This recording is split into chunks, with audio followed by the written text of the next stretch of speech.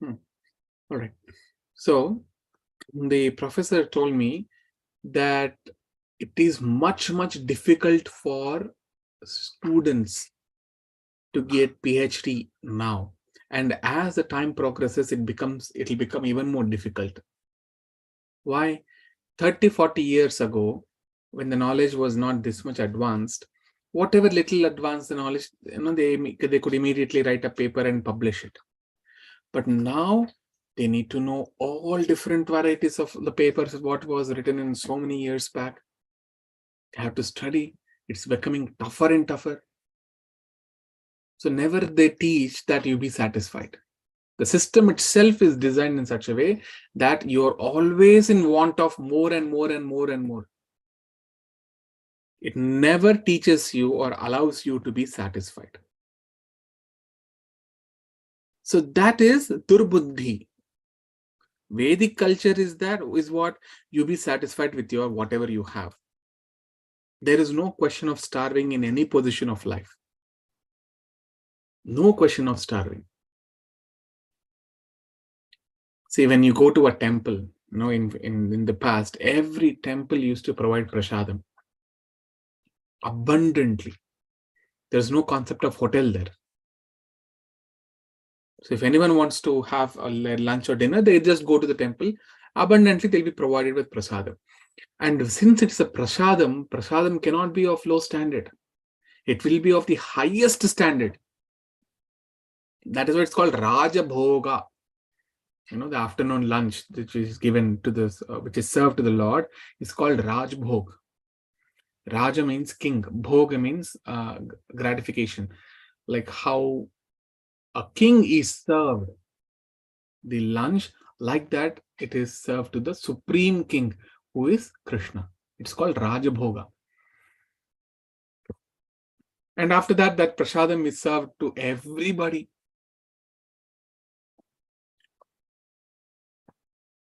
Everything is sufficient. There is no dearth of any necessities.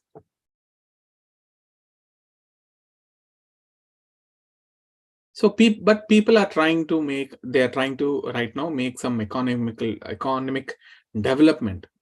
But according to Shastra, it is not possible to develop your economic position simply by working hard, by your endeavor.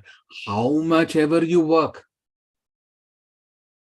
you cannot develop economically apart from what is destined to you. See, everybody is destined to get some portion of mixed happiness and distress. That is a nature. See, it is told in this. We say dharma, artha, kama, moksham, right? So this is Srimad Bhagavatam 4.8.41. Dharmartha kama mokshakhyam yat ichhe shreyatmanaha ekamhya eva hares tatra karanam pada sevanam.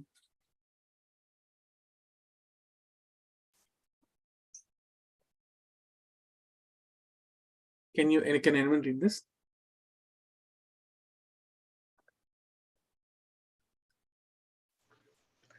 Any person who desires the fruits of the four principles, religiosity, economic development, sense gratification, and at the end liberation, should engage himself in the devotional service of the Supreme Personality of Godhead, for worship of his lotus feet yields the fulfillment of all of these. Yeah, you see. So in materially, we all try to get this on. What is that? Four principles. Dharma, that means principles of religiosity, economic development, artha, kama, sense gratification, and moksha, at the end, liberation. But anyone who is willing to get this, they should engage in what? He's saying himself in the devotional service of Supreme Personality of God. Hare He. See, devotional service here, the word is Hare. Ekam hya eva Hares tatra. Harihi tatra.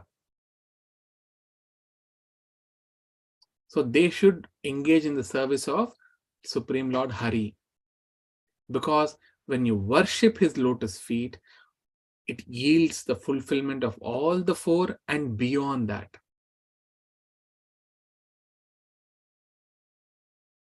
So that is me. Now, when we say dharma, so yesterday we discussed dharma means the eternal constitutional position of a living entity. And what is that? What is the eternal constitutional position of living entity?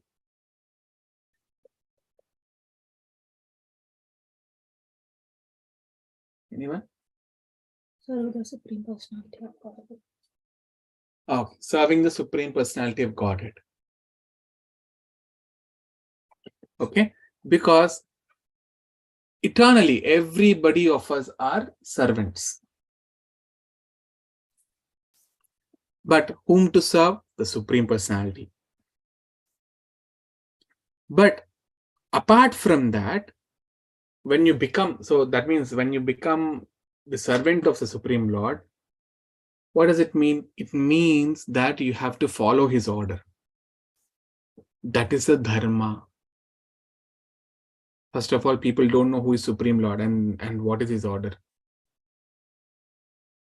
So that is why they accept dharma as some religion or faith or superfluous faith. That's all. But that is not dharma. Dharma means to abide by the orders of the Supreme. And where is it mentioned? Dharmam tu sakshat bhagavat pranitam. Again in Srimad Bhagavatam, it says, Dharmam tu sakshat bhagavat pranitam. Lata Mataji, can you read?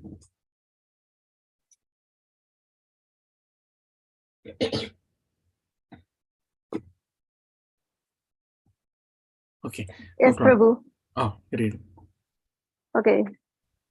Really? Okay. Real religious principles are by the Supreme Personality of Godhead. That is the one, right, Prabhu? Correct. Go ahead.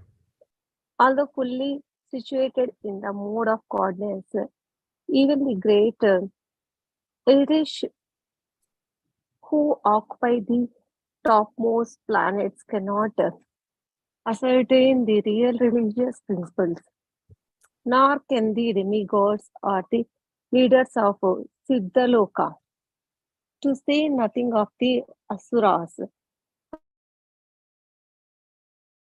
Vidyadharas, and Karnas. And Charana. Charanas. Yeah. Charanas. Okay. Yeah. This is Sanskrit transliteration. So C is pronounced as Cha.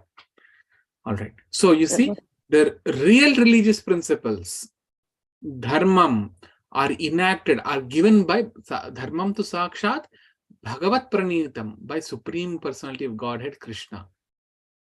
So anyone rishis, so this dharma cannot be given even by great rishis. And these great rishis, where are they living? They are living in topmost planets. They cannot give the dharma principles. Demigods cannot ascertain. Leaders of Siddhaloka, the other upper planets, they cannot. Not even demons or ordinary human beings or Vidyadharas or Charanas. So dharma means that it has to be given by the Supreme Lord, Krishna. Obedience to God is dharma. So once you become servant of dharma, then can servant be acting like a proprietor? No. He has to obey the orders of his master. So obedience must be there. If there is no obedience in that servant, obviously the master will first of all fire him. He'll not keep that. So if you have to remain, you have to be obedient to the master. In this case, we have to be obedient to Krishna. So if there is no conception of God, then what to speak of obedience? So this is the simple meaning of dharma. That means that is obedience to God. That's all. 3 words. Obedience to God. Supreme Lord is the supreme proprietor. He is the maintainer. It says in, here it says, Bhoktaram Yajna Tapasam Sarva Loka Maheshwaram. Yesterday we went through Sarva Loka Maheshwaram. He is the supreme controller, supreme lord of all the planetary systems. Therefore, and I said the difference between us living entities and the Supreme Lord is that he is Purusha and we are all Prakriti. He is predominator and we are predominated. He is controller, we are controlled. He is the maintainer, we are the maintained. So we are servant, we should remain obedient to Krishna. This is the actual religion.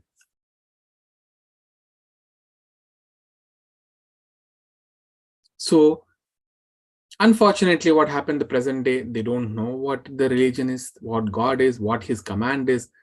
They do not know. They manufacture new things. How they have manufactured, the recent movie which we're talking about, Adipurush. He's now interpreted his own way of writing. He's telling so many people interpret Ramayana. I also interpret Ramayana based on the present day circumstances. Present day, how all other movies are showing the demons or the good people. He's writing his own Ramayana, interpreting Ramayana in that sense, which is completely nonsense. Because the people who wrote Ramayana, who translated Ramayana, are not ordinary people. They are great devotees, poets, or just because you know the literature well, you cannot translate or interpret Ramayana. So you see Tulsidas, Ramcharitmanas, great devotee. He got initiated by Hanuman himself. Valmiki, he got initiated by Narada Muni. Shukadev Goswami, he has also spoken about Ramayana in the 9th canto. He was initiated by Vyasadeva. Amba Ramayana, his Ramayana was actually, proved by Ranganatha himself, the deity of Sri Ranga. So you have to become devotee. Only then you can do anything. So even in today's life, if someone wants to know you, without becoming closer to you, how will they write about you? They will write all different stories about you. But actually what you are, what are your thoughts, or how will he know? Only when he becomes closer to you, only then that journalist will be writing the right article, right? So this material world, in this present day modern world, we say everyone is durbuddhe. They're not having nice intelligence. They are manufacturing. And Krishna says in Bhagavad Gita, Moodhaha. He calls Moodhaha. Let me bring that. Moodha.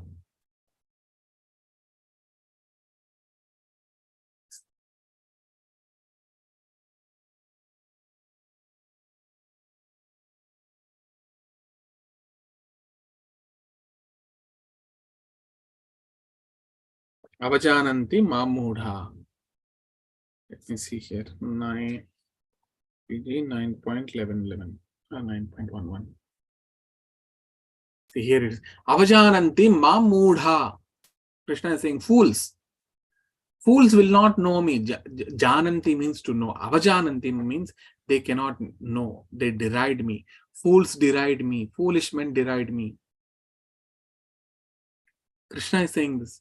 Fools deride me when I descend in the human form. You see, fools cannot understand that he is a supreme Lord. Even when he comes in the human form, they deride him. So Krishna is saying, they do not know my transcendental nature as supreme Lord of all that being. They're all fools. And Moodha means also ass, donkey.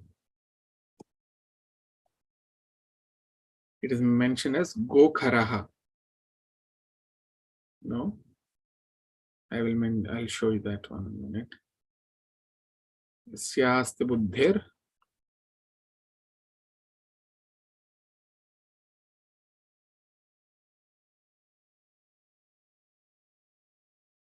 See, this is one.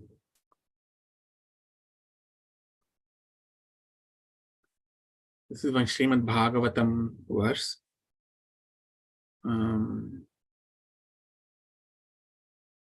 Then comes in the Srimad Bhagavatam, this one also.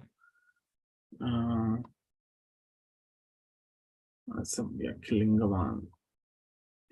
This one only. Yasyatma buddhir kunape tridhatuke swadhi kalatradish bhaumaji ijyadhihi yat tirtha buddhi salilena karhichit janeshva abhigneshu sa eva gokharaha. This is that verse, Srimad Bhagavatam, 10th canto, 84th chapter, 13th verse. Samya Mataji, can you read? Is it possible? Sure, Prabhu. One who identifies his self as the inert body composed of mucus, bile, and air, who assumes his wife and family are permanently his own, who thinks an earthen image or the land of his birth is worshipable, or who sees a place of pilgrimage as merely the water there, but who never identifies himself with, feels kinship with, worships, or even visits those who are wise in spiritual truth, such a person is no better than a cow or an ass. Yes, very strong words. Such a person is like an ass, donkey. Why an ass? Why donkey? Because a donkey, whole day, it is working with tons of cloths on his back. He's working so hard. But tell me, if that piece of cloth which he is actually carrying on his back, does it belong to him? No. No. But he's working so hard for something which does not belong to him. And for him, what is this? He just needs some morsel of grass, and that grass is available everywhere. But he is thinking, the donkey is thinking that only his master can give. So ass is working so hard only for a morsel of grass, which is available everywhere. And he's working for so hard, not for his own thing, for something which does not belong to him.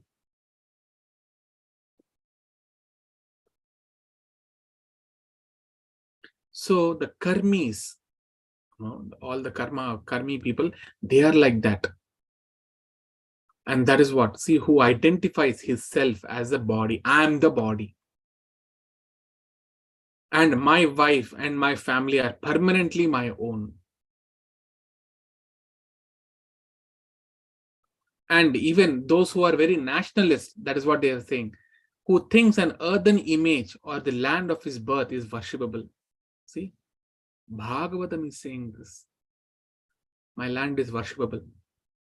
Those who think like that, because this life, that is his land. Next life, what happened then? Not the same land then. Then someone who sees a place of pilgrimage nearly that, as there is a water. So people are going for vacation, all to Tirtha places.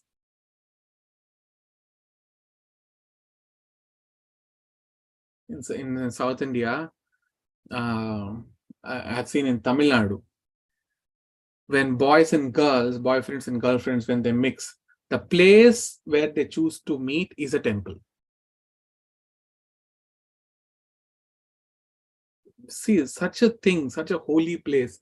And just for them to meet, this is a place where they meet. What kind of a culture was given? See how a culture is getting destroyed.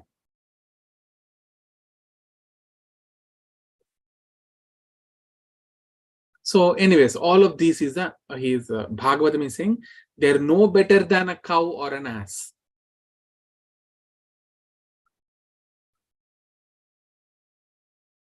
So Prabhupada says, see, for a karmi, he will eat only 2 chapatis or maximum 4 chapatis, but he's working day and night for that. But if a devotee wants to approach him and tell him, no, please come to the temple, please listen to these words, he will say, I have no time.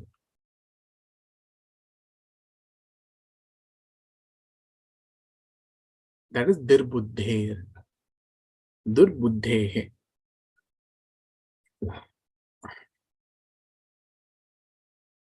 He is working, that we need more money, always more money. But Bhagavad Gita says, no, that is not your business. The 4 chapatis already are destined to you. You will get it anyway. At any circumstances, you will get the food. You don't waste your time simply for economic development. Don't waste your time for that. Because you cannot get more or you cannot get less. That is already there. So you utilize your time for understanding Krishna. That is your business. But when we say like this, people will not accept. Oh, this is waste of time. Attending Bhagavad Gita class is waste of time. By this time, 1 hour, I could have earned my 1 hour, say $100 or $200. Someone would say, I've earned that much. I would have earned hundreds of dollars in this 1 hour. That is their business. And this is called durbuddhe, not very intelligent. The real intelligence is the person who is satisfied what Krishna has given him. If Krishna wants, he will give me more. Let me become more Krishna conscious. Let me study about Krishna. Let me chant about Krishna. Let me hear about Krishna. Let me see with my eyes the Krishna, the deity Krishna. Let me engage my hands in the worship of Krishna, in cleaning the temple or in serving the devotees. Let my legs be engaged in going to the temple. All these are told by Ambarish Maharaj. So Ambarish Maharaj says in Bhagavatam that every sense, karma indriyas, my senses and my karma indriyas means like hands, legs and all those. And he's saying how they should be engaged in devotional service. Legs going to the temple, hands cleaning, doing some worship. So in this way, all our senses should be engaged in the service of Krishna. That is the real business. So in Srimad Bhagavatam, it says, see, tasyaiva hetoho prayateta kovido na labhyate yad brahma. Okay, I will recite now. Tune. Tasyaiva heto prayateta kovido na labhyate yad brahmatam uparadhyaha tallabhyate dukkha anyata sukham kalena sarvatra gabhira ramhasa. Persons who are actually intelligent and philosophically inclined should endeavor only for that purposeful end, which is not obtainable even by wandering from topmost Brahma planet, Brahmaloka, down to lowest most planet. See? Those who are intelligent, those who have some philosophical understanding, what they should endeavor, what they should try to get that purposeful end. That means you should reach to that goal which is not even obtainable even from wandering Brahmaloka to Pataloka.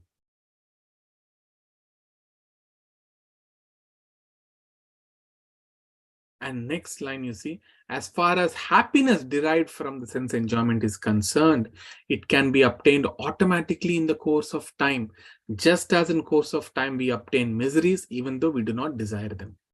See how we get difficulties. All of us get difficulties, miseries.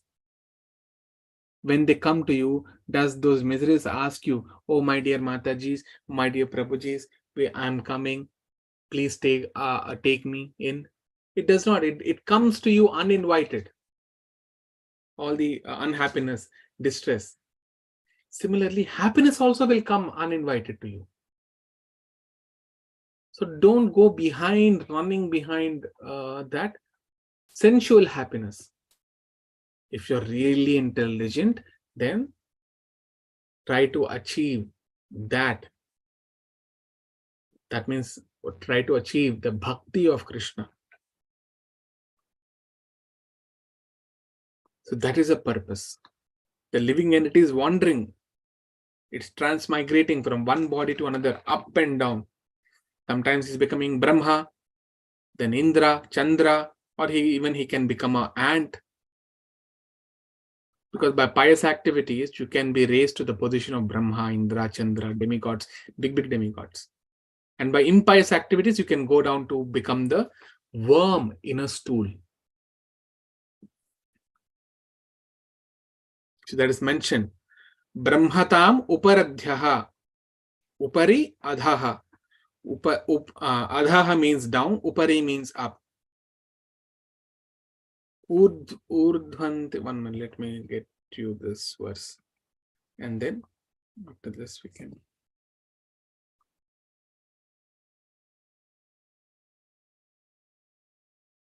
See, tasyeva heto prayateta kovido. Again, kovido, this word. Kalena sarvatra gabhiraram ramhasa. It's mentioned. Can you read?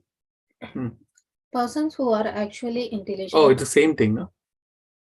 How come?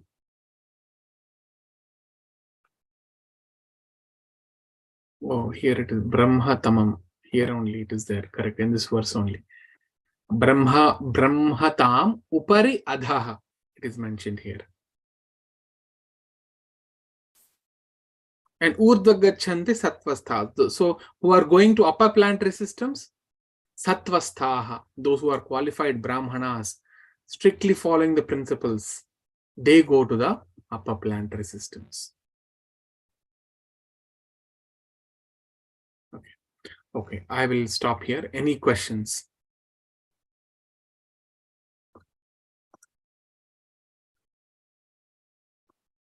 So in conclusion, our verse today is what? Dhartarashtrasya durbuddhehe. So what I was talking today is all about subuddhehe. Subuddhi means good intelligence. Good intelligence means you have to do nice devotional service to the Lord. That is good intelligence. So you do something which is not even obtainable sometimes, even on topmost planet to the downmost planet. Okay. All right. Any questions?